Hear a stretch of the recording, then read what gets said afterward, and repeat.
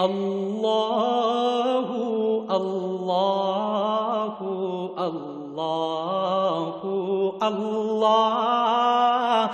اللہ اللہ اللہ الحمدللہ رب العالمین والصلاة والسلام علی حبیبہ محمد وآلہ وصحبہ اجمعین۔ اعوذ باللہ من الشیطان الرجیم، بسم اللہ الرحمن الرحیم۔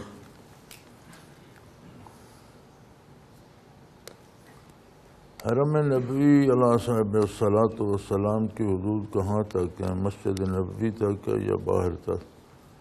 حرم نبوی علیہ صاحب الصلاۃ والسلام کی حدود اسی طرح ہیں جس طرح بیت اللہ شریف کی حدود شہر سے باہر دور دور تک ہیں۔ میرا خیال قریب ترین جو ہے وہ منزل عائشۃ الصدیقہ ہے، مسجد عائشۃ الصدیقہ ہے۔ ادھر جدہ کی طرف حدیبیہ کے مقام پر ہے، نشان لگے ہوئے ہیں۔ رکن یمینی کی طرف شاید 15-16 میل دور ہے۔ بہرحال حرم بیت اللہ کی جس طرح دور دور تک حدود ہیں، اسی طرح مدینہ منورہ میں حرم نبوی کی بھی حدود باہر تک ہیں۔ بارہا پڑھی ہیں، پر مجھے اب جگہوں کے نام یاد نہیں۔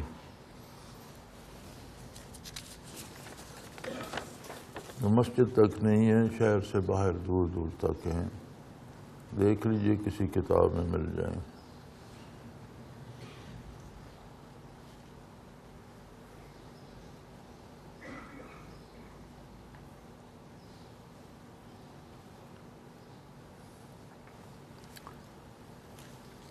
اللہ اللہ اللہ۔ کائنات میں ہر چیز کو بقا دراصل بقاء اللہ کے انوارات کی بدولت ہے۔ نور کی تاریں ہر بے جان و جاندار اشیاء سے جڑی ہیں۔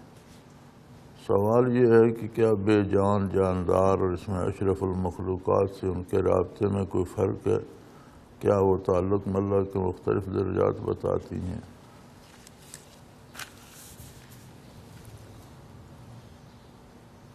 یہ جو جھگڑا پڑا رہتا ہے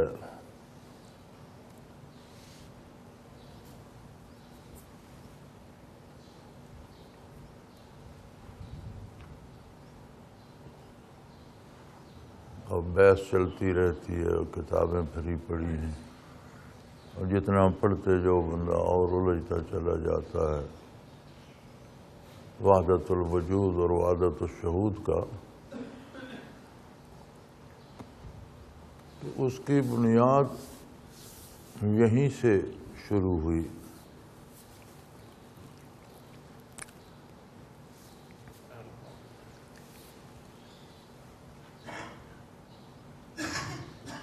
کل من علیہا فان، جو کچھ بھی ہے کائنات میں اللہ کے سوا سب فنا ہونے والا ہے۔ تو صاحب حال پہ جب اس آیت کی کیفیات وارد ہوتی ہیں تو اسے بجز ذات باری کے کچھ نظر نہیں آتا، ہر چیز فنا ہو جاتی۔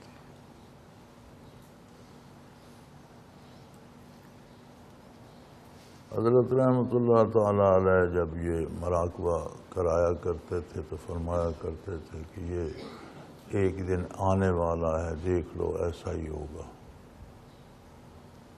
کچھ باقی نہیں رہے گا۔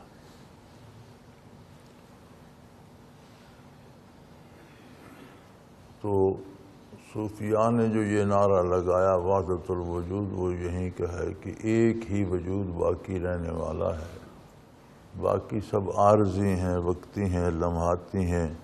جب تک اللہ چاہے گا باقی رہیں گے، جب اللہ چاہے گا مٹ جائیں گے۔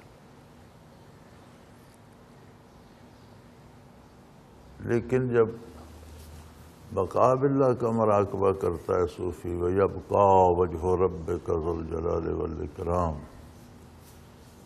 تو جو صوفی دیکھتا ہے، مشاہدہ کرتا ہے، وہ یہ ہوتا ہے کہ انوارات باری آتے ہیں تجلیات صفاتی آتی ہیں، اور ہر چیز کے ساتھ ان تجلیات کے نور کی ایک تار جڑی ہوتی ہے۔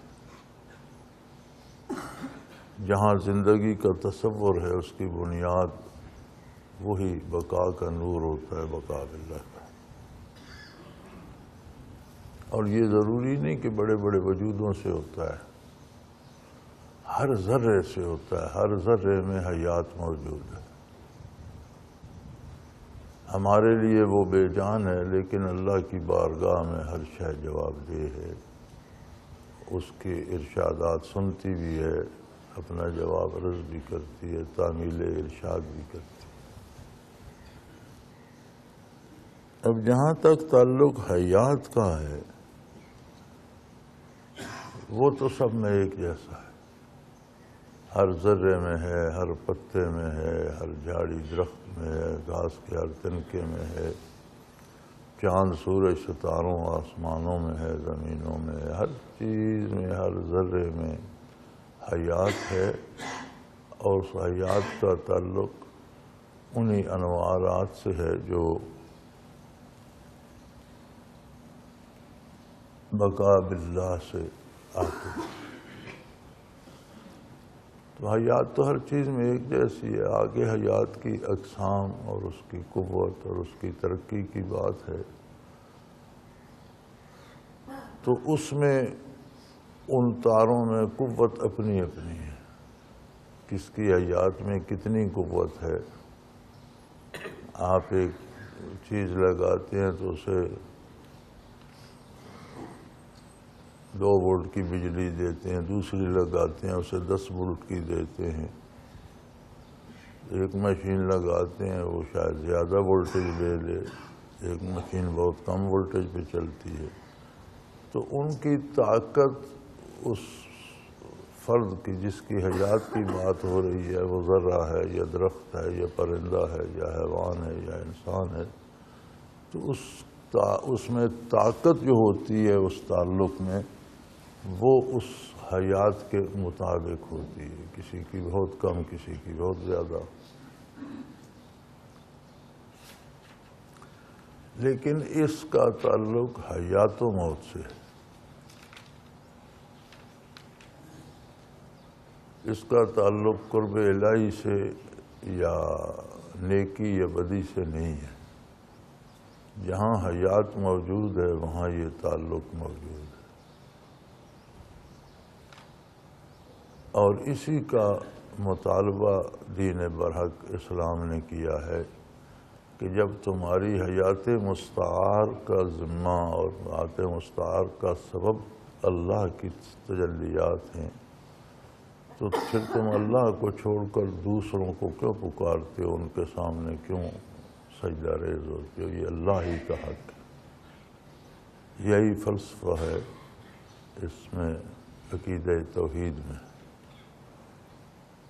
تو آپ جتنے چیزیں بجلی سے جلاتے ہیں ان سب میں بجلی تو ایک ہی ہوتی ہے، لیکن اس کی وولٹیج مختلف ہوتی ہے۔ جتنی جس چیز کی کیپیسٹی ہے اتنی وولٹیج اسے دی جاتی ہے، زیادہ دے تو جل جاتی ہے۔ اسی طرح کائنات کے ہر ذی روح میں اور ہر چیز میں روح ہے، ہر ذرے میں روح ہے، تو ہر ذرے کی اپنی حیثیت کے مطابق ان کی طاقت کم یا زیادہ ہوتی ہے۔ بنیادی طور پر وہی بقا باللہ کے انوارات کی تجلی ہوتی ہے۔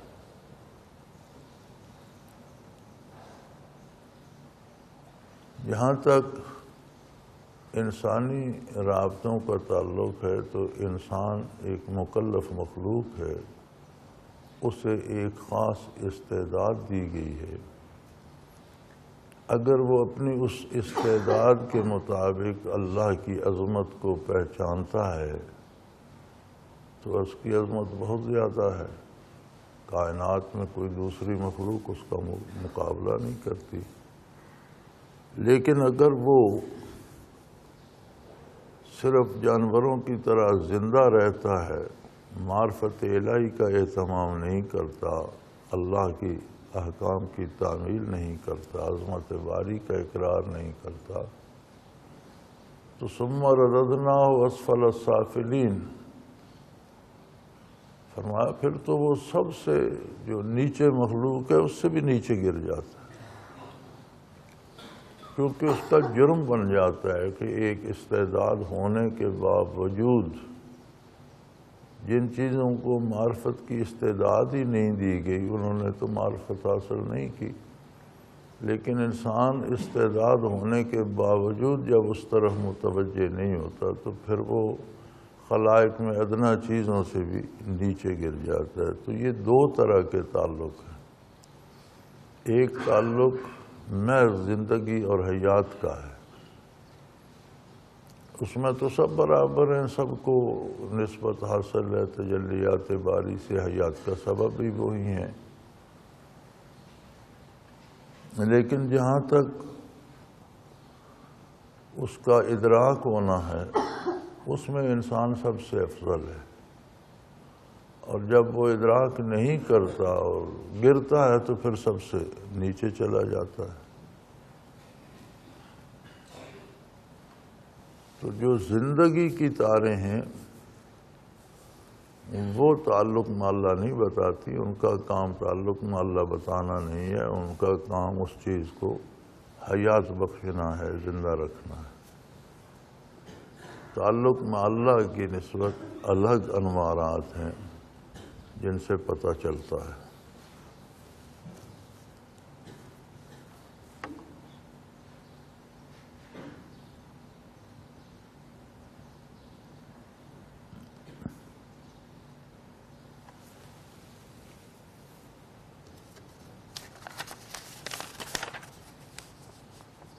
نافرمانی نزول عذاب کا سبب بنتی ہے اور بنتی آئی ہے، لیکن کل کی مغضوب علیہ اور ذلت کا شکار قومیں آج پوری دنیا پر حکمرانی کر رہی ہیں، اس کی کیا وجہ ہے؟ عزت و ذلت حکومت یا اقتدار میں نہیں ہے، حکومت اور اقتدار کے لیے بھی یہ شرط ہے کہ اگر اس حکومت میں اللہ کی فرمانبرداری ہو، اللہ کے حکم کے مطابق ہو، اللہ کے دین کے مطابق ہو تو وہ حکومت عزت کا باعث ہے۔ حکومت و اقتدار ہو اور اس میں اللہ کی نافرمانی ہو تو وہ مزید عذاب کا سبب ہے، مزید ذلت و رسوائی کا سبب ہے۔ حکومت تو فرعون کے پاس بھی تھی، شداد کے پاس بھی تھی، جو بری طرح تباہ ہوئے، ان پر عذاب نازل ہوئے، اور جتنی قومیں قرآن کریم میں جن کا تذکرہ ملتا ہے وہ، اور بہت سی قومیں ایسی ہیں جن کا ذکر اللہ کریم نے نہیں فرمایا، جو تباہ ہوئیں، غرق ہوئیں، تو وہ ساری اقتدار میں تھیں، عذاب آیا اور تباہ ہو گئیں۔ تو محض اقتدار میں ہونا جو ہے یہ بجائے خود ایک عذاب بن جاتا ہے۔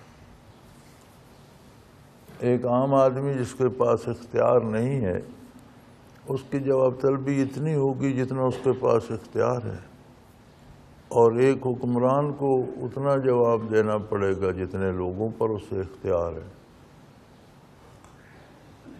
تو اقتدار و اختیار ہوتے ہوئے بھی ذلت و رسوائی مقدر ہوتی ہے۔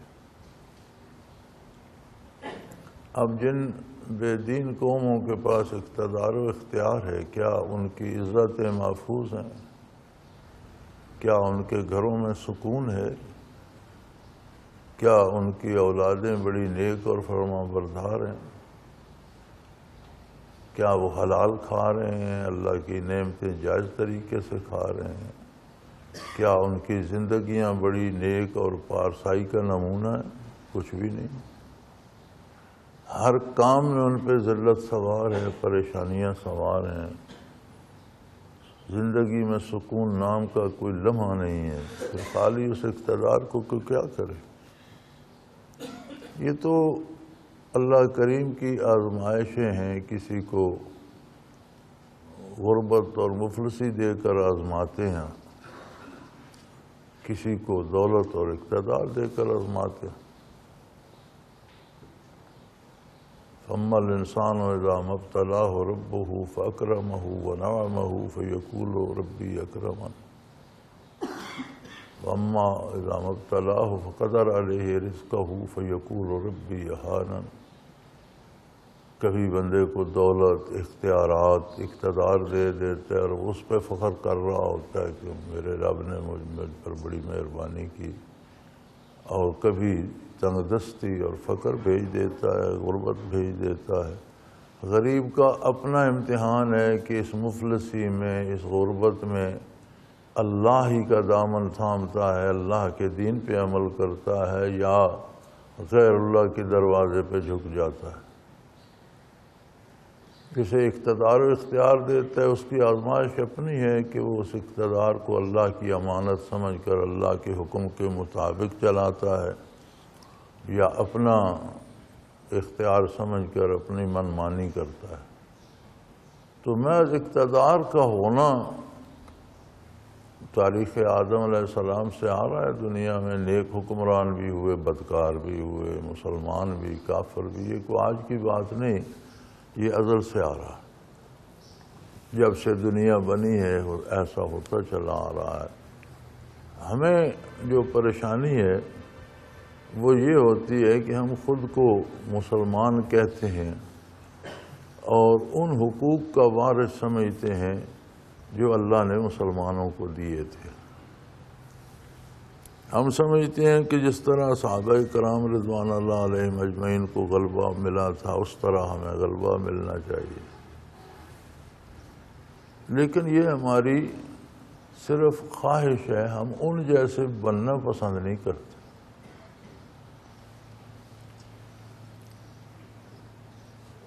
علامہ ابن خلدون رحمۃ اللہ علیہ نے اپنے مقدمے میں ان باتوں پہ بحث کی ہے، بڑی مزیدار بحث کی ہے،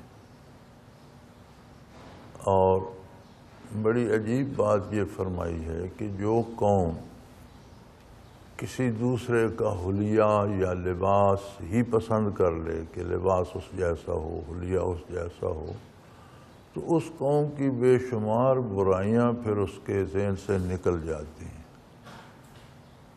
اور وہ اختیار کرتا چلا جاتا ہے۔ پھر صرف لباس نہیں رہتا، پھر بہت سی عادتیں ان کی اختیار کر لیتا۔ تو جب کوئی بندہ کسی دوسرے کا مقلد بنتا ہے، اس کی تقلید کرتا ہے، اس کے پیچھے چلتا ہے، تو وہ خود سوچ لے کہ جس کے پیچھے چل رہا ہے اس کے برابر تو وہ نہیں ہو سکتا۔ اس نے خود نیچے رہنے کی راہ اختیار کی۔ اب آپ اپنی قوم کو دیکھ لیں کہ جس کے پاس صرف 2 وقت کی روٹی آ جائے اور لباس پرانا استعمال شدہ لنڈے سے بھی خریدنے کی توفیق آ جائے، تو وہ غیر اسلامی حلیہ، غیر اسلامی لباس، غیر اسلامی شکل، کافروں کی مشابہت اختیار کرنے کی کوشش کرتا ہے اور اس میں اپنی عزت سمجھتا ہے۔ اب جب آپ ان کے پیچھے لگ کر ان جیسا بننے میں عزت سمجھیں گے تو ظاہر ہے پیشوا تو بڑا ہوتا ہے، جب آپ کے وہ پیشوا ہیں تو آپ سے تو بڑے ہوں گے، پھر آپ کے مقدر میں تو غلامی ہی آئے گی۔ ہمارا حال یہ ہے کہ ہمارا جو ریشو ہے لٹریسی کی، پڑھائی کی جو تعداد ہے، وہ میرا خیال ہے بڑی تھوڑی ہے۔ یہ حکومت کہتی ہے 27% ہے، 25% ہے، لیکن بہت کم ہے۔ یہ تو جو صرف اپنا نام لکھ لیتا ہے اسے بھی پڑھا لکھا شمار کر کے تعداد بتاتے ہیں۔ کتنے لوگ ہیں ملک میں، عوام میں، جو انگریزی بولتے ہیں یا سمجھتے ہیں یا پڑھ سکتے ہیں، لیکن قوم سے جب خطاب ہوتا ہے حکمرانوں کا تو انگریزی میں ہوتا ہے۔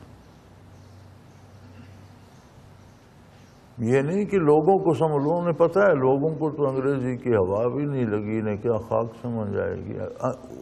اوپر انگریز امریکن جو بیٹھے ہیں ان کو خوش کرنے کے لیے۔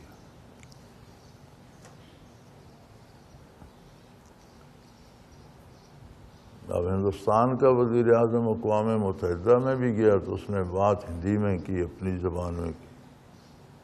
ہمارے یہاں بات کرتے ہیں تو انگریزی میں وہ غلامی ہمارے ذہنوں پہ مسلط ہے۔ جب کسی کو آپ اپنا لیڈر یا پیشرو مان لیتے ہیں تو اس کے برابر تو نہیں ہو سکتے۔ جب ہم نے ان قوموں کو اپنا پیشرو مان لیا، صحابہ کا ایک وفد شاہی دربار میں کھانے پہ مدعو تھا، حضور اکرم صلی اللہ علیہ وسلم کی دعوت اور پیغام لے کر گئے، تو شاہی دعوت میں کھانے پہ مدعو تھے، تو جو ان کے امیر تھے کھانا بنواؤ اقسام کے کھانے، اور جس طرح بادشاہوں کی ضیافت ہوتی ہے، تو ان کے ہاتھ سے لقمہ گر گیا۔ انہوں نے وہ لقمہ اٹھایا، اسے صاف کر کے کھا لیا۔ جو 7 صحابی بیٹھے تھے انہوں نے عرض کی کہ حضرت آپ ہمارے امیر ہیں، یہ شاہی دسترخوان ہے، تو گر گیا، لقمہ گر گیا، اب اٹھا کر کھانے کی کیا تک ہے؟ اس طرف بادشاہ ہے، اس طرف وزراء عمراء بیٹھے ہیں، یہ کیا سوچیں گے؟ انہوں نے فرمایا میرے نبی کی سنت ہے کہ لقمہ گر جائے تو اٹھا کر کھا لو، مجھے سنت کی پرواہ ہے، کسی دنیا کے بادشاہ کی پرواہ نہیں۔ یہ کیا سوچیں گے، کیا سمجھیں گے، مجھے اس کی کوئی پرواہ نہیں۔ میرے نزدیک اہمیت اس بات کی ہے کہ میرے نبی صلی اللہ علیہ وسلم کا طریقہ کیا ہے، مجھے کیسر و کسرا کی ضرورت نہیں۔ اس چھوٹی سی بات سے اندازہ لگائیں کہ ان کا جو مرکز آرزو تھا وہ تھا کیا۔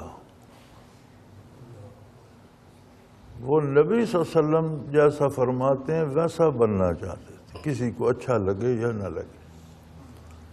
ہمیں ذرا سکت ہو تو ہم ویسا بننا چاہتے ہیں جیسا اہل مغرب ہے۔ تو جب ہم پیچھے چلتے ہیں تو جو آگے ہوگا وہ تکڑا ہوگا، وہ اقتدار اسی کے پاس ہوگا۔ ہم نے خود انہیں اقتدار دے رکھا ہے۔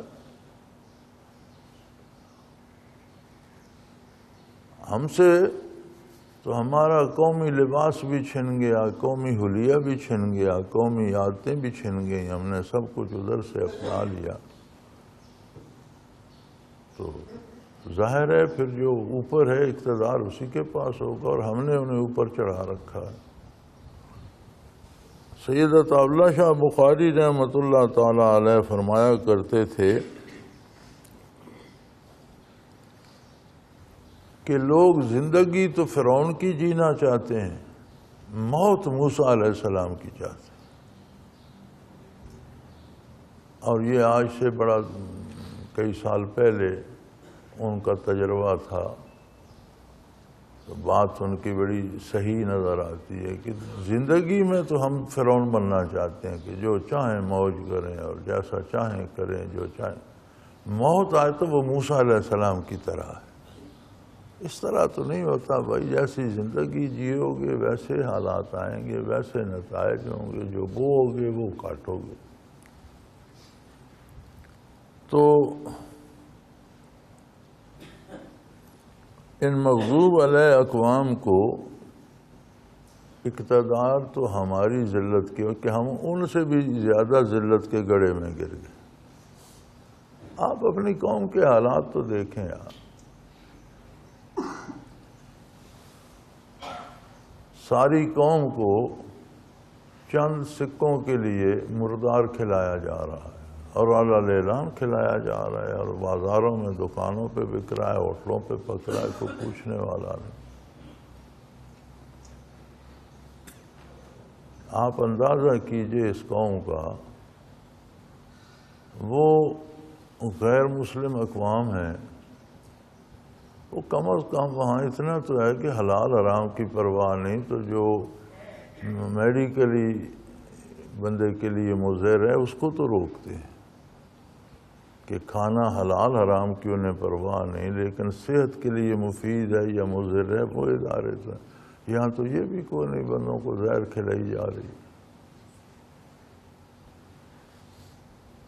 کارخانے لگے ہوئے ہیں، یہ آپ کے جو چپس بنتے ہیں، دالیں بنتی ہیں، یہ فاسٹ فوڈ جو بنتی ہے تو ٹیلی ویژن پہ دکھایا جا رہا ہوتا ہے کہ کس طرح ان میں مردار کی ہڈیاں اور چربی سے بنا کر آئل پکائے جاتے ہیں اس میں، اور بے دریغ ہر بندہ کھایا جا رہا ہے، کسی کو پرواہ نہیں۔ حالانکہ یہ ٹی وی والے بھی وہ ساری تصاویریں بھی دکھا رہے ہوتے ہیں اور بتا بھی رہے ہوتے ہیں کہ یہ ہو رہا ہے۔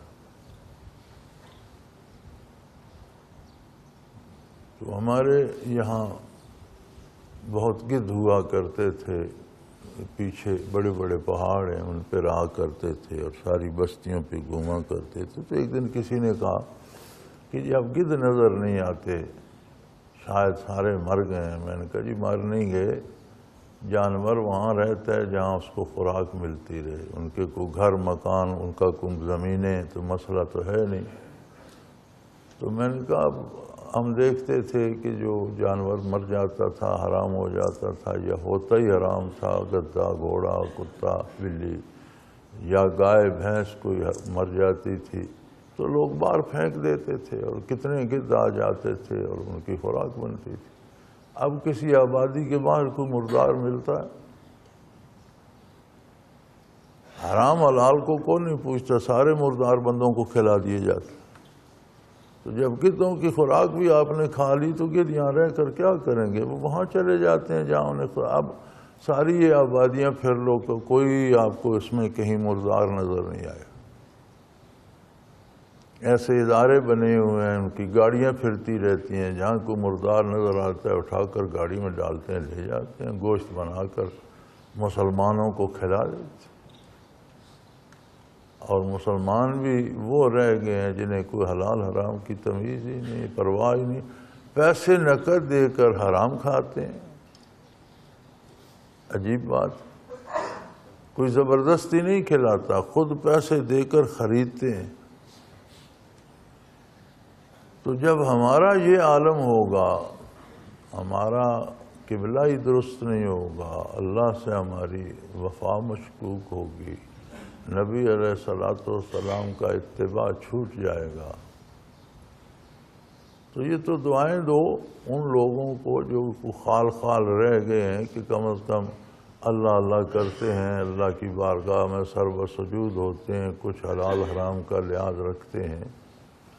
تو کچھ لوگ ایسے بھی ہیں جن کی وجہ سے ہمیں کچھ نہ کچھ سکون حاصل ہے اور کوئی اللہ اللہ ہو رہی ہے، ورنہ کثرت جن لوگوں کی ہے ان کی وجہ سے تو ہم سے یہ اللہ کا نام بھی چھن جاتا۔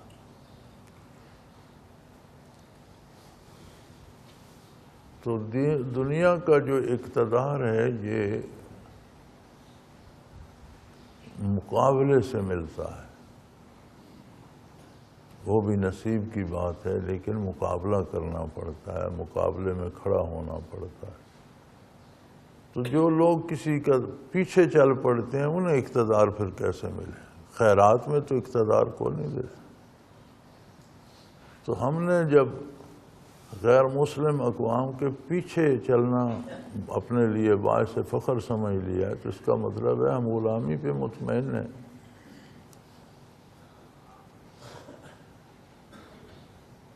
تو غلام تو اقتدار میں نہیں آتے۔ تو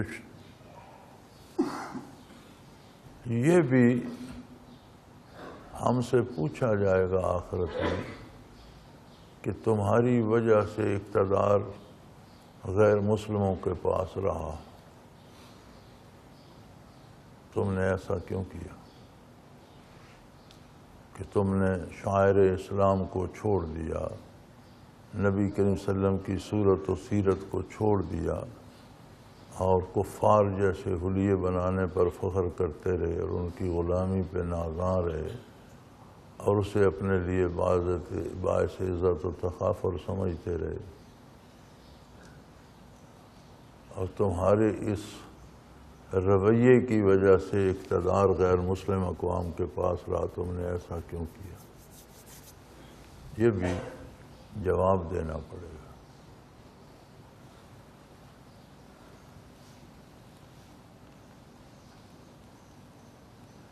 حضرت سلیمان علیہ السلام کے دربار کا ایک شخص پلک جھپکنے میں تخت بلقیس اٹھا لایا. اس نے یہ کیسے کر لیا؟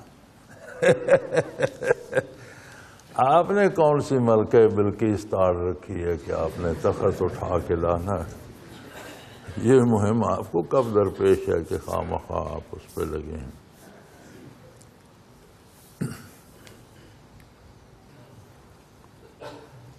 یہ معجزہ سلیمان علیہ السلام کا ہے.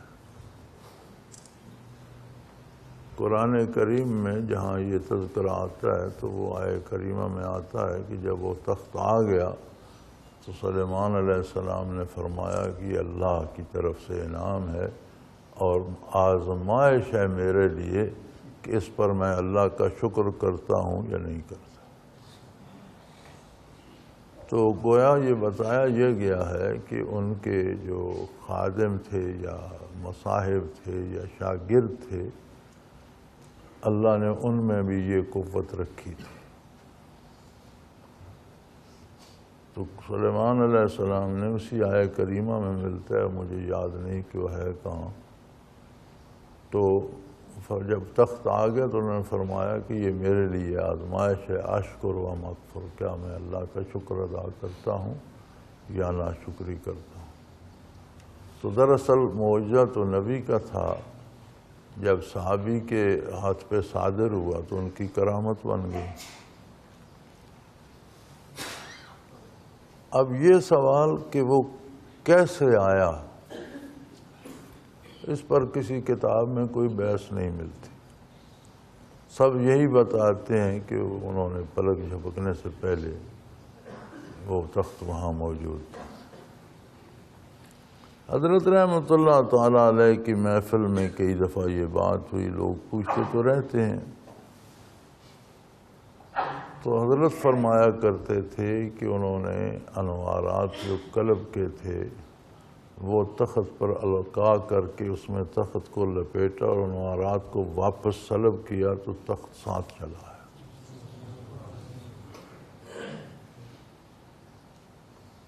تو بات حضرت رحمۃ اللہ علیہ بلا تحقیق نہیں فرمایا کرتے تھے، اور قرینے قیاس بھی ہے، عقل بھی اس بات کو قبول کرتی ہے کہ اور کوئی مشین یا کوئی ذریعہ کوئی رسہ کچھ نہیں ڈالا گیا تھا. تو ان کے انوارات قلبی میں اتنی قوت تھی کہ انہوں نے جب اس پر القاء کیے اور پھر واپس سلب کیے تو ساتھ تخت بھی آ گیا. اور وہ کوئی معمولی تخت نہیں تھا. اس وقت شہر پناہیں ہوتی تھیں، شہروں کے گرد قلعے بنے دیواریں ہوتی تھیں، پھر شاہی محلات کا اپنا الگ قلعہ ہوتا تھا. اس قلعے میں پھر الگ الگ دربار و دربار عام، دربار خاص، فلاں فلاں الگ الگ اندر چھوٹے چھوٹے قلعے بنے ہوتے تھے. تو بعض مفسرین نے لکھا ہے کہ وہ 7 قلعوں کے اندر تھا. وہ اسی طرح بن جاتے ہیں، ایک شہر پناہ ہے، پھر اندر شاہی محل کا الگ قلعہ ہے، پھر محل کے اندر الگ قلعے ہیں. تو پھر وہ چھوٹا موٹا بھی نہیں تھا کہ دروازے سے کسی نے اٹھا کے نکال لیا. تو اتنی دیواروں سے اور اتنی رکاوٹوں سے وہ کیسے نکلا؟ بہت بڑا تخت تھا، ہیرے جواہرات سے مرصع تھا، سونے چاندی کا بنا ہوا تھا. تو بس وہ ان کی کرامت تھی کہ جب انہوں نے انوارات میں لپیٹ کر انوارات واپس سلب کیے تو ساتھ آ گیا، اور اس میں تو پھر کوئی دیر نہیں لگنی تھی. تو یہ معجزہ تھا سلیمان علیہ السلام کا، اور کرامت تھی ان کے اس صحابی کی جس کا آصف بن برقیہ شاید نام لکھا گیا ہے، اللہ بہتر جاننے والے.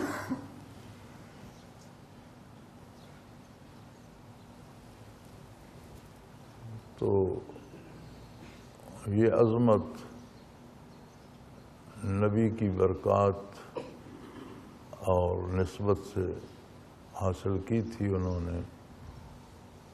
جتنا کوئی نبی کے ارشادات میں ڈھلتا جاتا ہے پھر اسے وہ برکات نبوت بھی نصیب ہے. احکام اور ان کی اطاعت کا اپنا مقام ہے، اور وہ کیفیات جو نبی صلی اللہ علیہ وسلم کے الفاظ مبارک میں ہیں ان کا حصول ایک الگ شعبہ ہے۔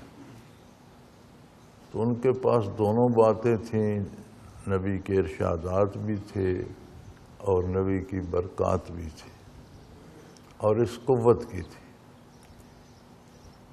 تو تاریخ اسلام میں آپ صحابہ کرام کے کارنامے پڑھیں تو آپ کو روز اول سے بدر سے ہی پتہ چل جائے گا کہ کس طرح تجربہ کار جنگجو 1000 کا لشکر جو چن کر مکہ والے لائے تھے، وہ 313 جن میں کچھ بزرگ تھے اور کچھ بچے تھے، تو انہوں نے ان پر کیسے فتح پا لیا؟ انہوں نے 70 کو قتل کر دیا، 70 کو قیدی بنا لیا، 140 بندہ انہوں نے ایک دن کی جنگ میں ان کا لے لیا۔ کیسے لے لیا جبکہ خود صحابہ میں سے صرف 14 شہید ہوئے؟ تو کیا قوت تھی ان کے پاس، ان بوڑھوں، ان چھوٹے بچوں، ان لڑکوں کے پاس کیا قوت تھی؟ اسی طرح آپ تاریخ اسلام کو صحابہ کی کرام کے عہد کی دیکھتے جائیں تو جزیرہ نماء عرب سے اٹھ کر قیصر و کسریٰ کی سلطنتوں کو الٹ دینا یہ عقلاً محال نظر آتا ہے۔ ان کی شاہی طاقتیں، ان کے علاقے، ان کی دولت، ان کے لو لشکر، ان کی فوجوں کا حساب نہیں کیا جا سکتا۔ قیصر کے 3 لاکھ فوجیوں سے 30,000 صحابہ لڑے۔ 3 لاکھ کتنے ہیں؟ 30,000 کیا ہے؟ اور جیت 30,000 کو ہوتی ہے، کمال ہے۔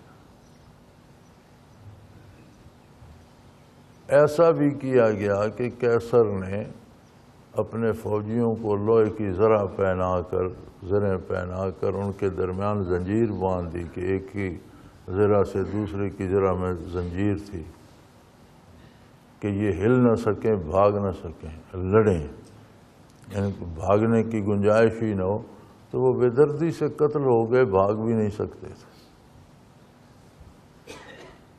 تو ان لوگوں میں یہ قوت، یہ کراماتی طاقت کہاں سے آ گئی؟ یہ نسبت نبوت تھی، یہ حضور کے معجزات ہیں جو بطور کرامت صحابہ کرام کے ہاتھوں پہ صادر ہوئے، اس لیے کہ انہیں فنا فی الرسول حاصل تھا۔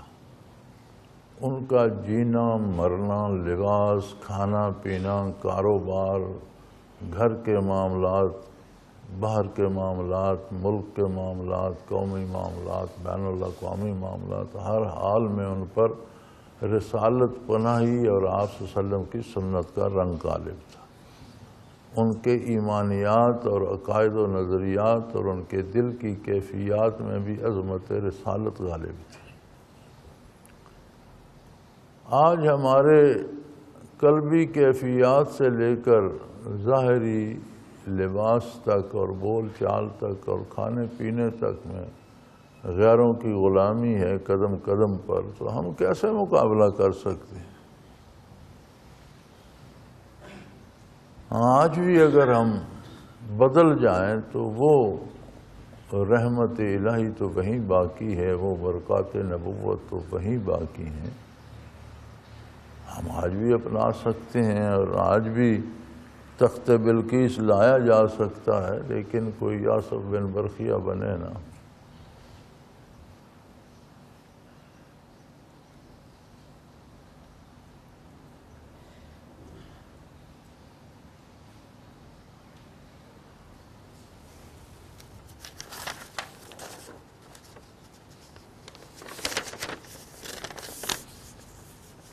قرآن حکیم کی آیات 2 طرح کی ہیں، محکمات جن کا مطلب واضح ہے، دوسری متشابہات جن کا مفہوم غیر واضح ہے۔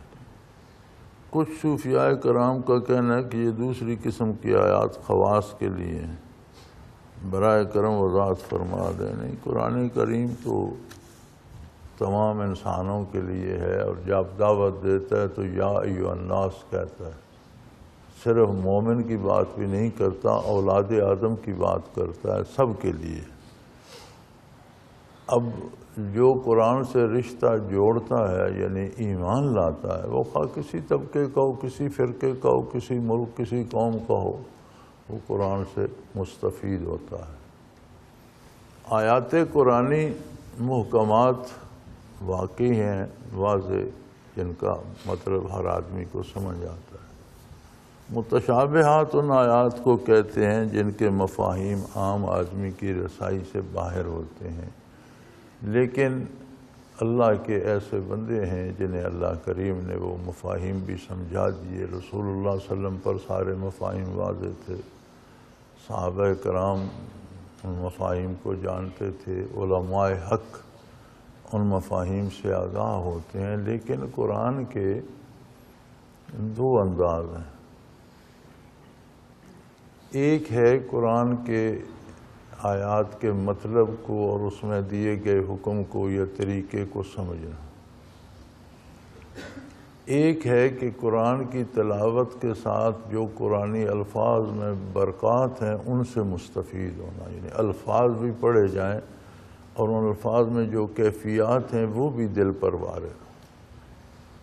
تو وہ جو کیفیات آب حیات کی طرح ہیں، وہ جس کو سمجھ آئے جس کو نہ آئے دونوں کے دلوں پہ وارد ہوتی ہیں۔ اب جیسے حروف مقطعات ہیں تو وہ تو کسی کو بھی سمجھ نہیں آتی، اللہ جانے، اللہ کا رسول جانے یا اللہ کے کو بندے جانے، لیکن پڑھتا تو ہر کوئی ہے اور پڑھنا سب کے لیے ضروری بھی ہے۔ مطلب سمجھ نہیں آتا، الف لام میم عین سین یا کاف، کاف ہا یا عین صاد، کوئی مطلب نہ کسی نے لکھا نہ بتایا نہ ہمیں آتا ہے، الف لام را، اس طرح کے بہت سے حروف مقطعات، لیکن تلاوت ضروری ہے کہ ان کی وجہ سے جو انوارات و برکات اور کیفیات دل پہ وارد ہوتی ہیں وہ ہر اس دل پہ بھی جو جانتا ہے اس پہ زیادہ ہوتی ہیں، جو نہیں جانتا معروم وہ بھی نہیں رہتا۔ تو اسی طرح متشابہات کے مفاہیم کو سمجھنا تو اہل علم کا کام ہے، جسے اللہ سمجھ دیتا ہے، جو متقدمین سے حاصل کرتا ہے۔ ہر کے عمرے کو سمجھ نہیں آتی، لیکن ان کی تلاوت کی کیفیات ہر مومن کے دل پہ وارد ہوتی۔ تو عامی کو اس بحث میں نہیں پڑھنا چاہیے کہ اس آیت کا مفہوم کیا ہے۔ اگر اسے چاہیے تو اہل حق سے اور علماء حق سے استفسار کرے اور سیکھے۔ تو جہاں تک فائدے کا یا استفادہ کرنے کا تعلق ہے تو ہر کوئی ان سے استفادہ، ہر مومن ان سے استفادہ کر سکتا ہے۔ اور کسی نے یہ شاید فرمایا ہو کہ یہ خواص کے لیے یا عوام کے لیے، قرآن سارا تو ساری انسانیت کے لیے ہے، ماننے کے لیے بھی، سمجھنے کے لیے بھی، عمل کرنے کے لیے، لیکن ہر شعبے کی ہر چیز ہر ایک کو سمجھ نہیں آتی، لیکن لوگ اس سے استفادہ کر لیتے ہیں۔ ہر بندہ ہوائی جہاز اڑا نہیں سکتا، لیکن ہوائی جہاز پہ سفر کر لیتا ہے۔ ہر بندہ بس یا کار چلا نہیں سکتا، لیکن اس پہ سفر کر لیتا ہے۔ تو ہر بندہ ان علوم کا فاضل نہیں ہوتا، لیکن ان کے ذریعے جنت میں جا سکتا ہے۔ اپنا سفر تو کر سکتا ہے نا، پائلٹ نہیں ہے تو کیا ہوا، جہاز پہ سفر تو کر سکتا ہے۔ تو انہیں مان کر، ان پر عمل کر کے، ایمان رکھ کر ہر بندہ اپنی منزل پہ تو جا سکتا ہے۔ متشابہات میں کچھ آیات ایسی ہیں جو قرآن کریم میں موجود ہیں، لیکن ان پر عمل جو ہے وہ منسوخ ہو چکا ہے۔ کچھ آیات ایسی ہیں جن پر عمل ضروری ہے، لیکن وہ آیات منسوخ ہو چکی ہیں، قرآن میں وہ آیت موجود نہیں ہے۔ تو یہ باریکیاں علماء حق کا کام ہے، اہل علم کا کام ہے۔ میرے پاس گاڑی اللہ نے مجھے دی ہوئی ہے، میں بہت اچھا ڈرائیور بھی ہوں۔ میں نے 1945 پاکستان بننے سے پہلے میں نے ڈرائیونگ سیکھی تھی۔ پاکستان 47 میں بنا، میں اس وقت گاڑی چلاتا تھا، اور آج 2015 آ گیا ہے۔ لیکن میری گاڑی میں ذرا سی خرابی آ جائے مجھے پتہ کوئی نہیں ہوتا۔ اتنا عرصہ ہو گیا گاڑی چلاتے۔ پاکستان کا تو میں نے کراچی سے لے کر شمالی علاقہ جات تک اور یہ تمام سرحد کے علاقے اور یہ جہاں پر آج کل کارروائیاں ہو رہی ہیں یہ سارے علاقے میں نے اپنی گاڑی پہ پھرے ہیں اور خود ڈرائیونگ کی ہے مشکل ترین راستوں پر، لیکن اس کے انجن کی کوئی خرابی خوبی کا مجھے کوئی پتہ ہے، اس کے لیے مستری تلاش کرنا پڑتا۔ تو علوم کے لیے صاحب علوم کے پاس جانا پڑتا ہے، علماء حق کی خدمت میں جانا پڑتا ہے، اور یہ جاننا انہی کو زیبا ہے جنہیں اللہ نے علوم دین عطا فرمائے ہیں۔ ہمارے لیے یہ ضروری نہیں، ہمارے لیے یہ ضروری ہے کہ ہم یقین محکم کے ساتھ جیسا علماء نے یا جیسا حضور نے ان کی وضاحت کی ہے دین پر عمل کر کے ان سے فائدہ اٹھا سکتے ہیں، قرب الہی پا سکتے ہیں، رضا الہی پا سکتے ہیں، جنت میں جا سکتے ہیں۔ تو یہ مختص کرنا کہ کچھ آیات خاص کے لیے یا کچھ عوام کے لیے یہ مجھے سمجھ نہیں آتا۔ میں سمجھتا ہوں کہ سارا قرآن کریم ہی عوام الناس کے لیے، تمام بنی آدم کے لیے ہے۔ قرآن ان کے لیے بھی ہے جو نہیں مانتے، جب مان لیں وہ ان کو قبول کر لیتا۔ تو اللہ کریم ہماری نسبت قرآن کریم سے قائم رکھے اور ہمیں اس کے علوم سے بہرہ فرمائے اور اس پر عمل کی توفیق دے اور اخروی نجات کا سبب بنائے۔ وآخر دعوانا ان الحمدللہ رب العالمین۔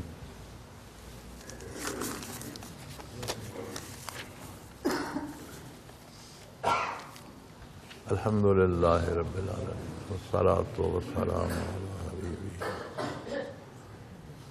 اللہم ربنا لا تقتلنا بغضبک ولا تہلکنا بعذابک واعف عنا قبل ذلک۔ اللہم ربنا لا تسلط علینا من لا یرحمنا، انت ولینا فی سفرنا وحضرنا فی مالنا واہلنا، انت ولینا فی الدنیا والآخرہ، توفنا مسلمین والحقنا بالصالحین۔ اللہم انصر الاسلام والمسلمین اینما کانوا ومن کانوا فإنک علی کل شیء قدیر۔ وصلی اللہ تعالی علی حبیبہ محمد برحمتک یا اللہ اللہ اللہ اللہ اللہ اللہ اللہ اللہ۔ حضرت امیر محمد اکرم آوان مد ذلہ العالی دارالعرفان منارہ ضلع چکوال میں سالہ سال سے قرآن و حدیث کے اوپر خطابات کر رہے ہیں اور سلسلہ نقشبندیہ اویسیہ کے مطابق لوگوں کو ذکر الہی کی تربیت دے رہے ہیں۔ وہ قرآن پاک کی تفسیر ترتیب وار بیان کر رہے ہیں۔ تفسیر قرآن کو وہ موجودہ ملکی اور بین الاقوامی حالات کے مطابق بیان کرتے ہیں۔ موٹر وے سے کلر کہار کے انٹرچینج سے نکلتے ہوئے کلر کہار کی جھیل سے ہوتے ہوئے میانی، بوچھال اور نورپور سے گزرتے ہوئے دارالعرفان منارہ پہنچ سکتے ہیں۔ حضرت امیر محمد اکرم آوان نے بچیوں اور بچوں کی دینی اور دنیاوی تعلیم کے لیے سقارہ اکیڈمی کے نام سے ایک درسگاہ بھی قائم کی ہے، جس کا افتتاح ملک پاکستان کے صدر جنرل محمد ضیاء الحق نے اپنے دست مبارک سے کیا تھا۔ وہ تمام احباب جو اسلام کی طلب رکھتے ہیں ان سے گزارش ہے کہ دارالعرفان منارہ ضلع چکوال میں امیر محمد اکرم آوان صاحب کے خطابات سے مستفید ہوں۔ وہ ہر جمعے کو نماز سے پہلے بیان فرماتے ہیں۔ ہر ماہ کی پہلی اتوار کو ماہانہ اجتماع ہوتا ہے جس میں آپ خصوصی خطاب فرماتے ہیں اور پاکستان کے چاروں صوبوں سے احباب اس اجتماع میں شرکت کرتے ہیں۔ اس کے علاوہ یہاں سال میں 2 مرکزی اجتماعات بھی ہوتے ہیں، ایک رمضان المبارک میں اعتکاف کا اجتماع اور دوسرا جولائی اور اگست میں 40 دن کا اجتماع ہوتا ہے جس میں روحانی تربیت کی جاتی ہے۔ اپنا خون سیماب دے کر اتنا ہم کر جائیں گے، نام آقا کا چمن میں پھر رقم کر جائیں گے۔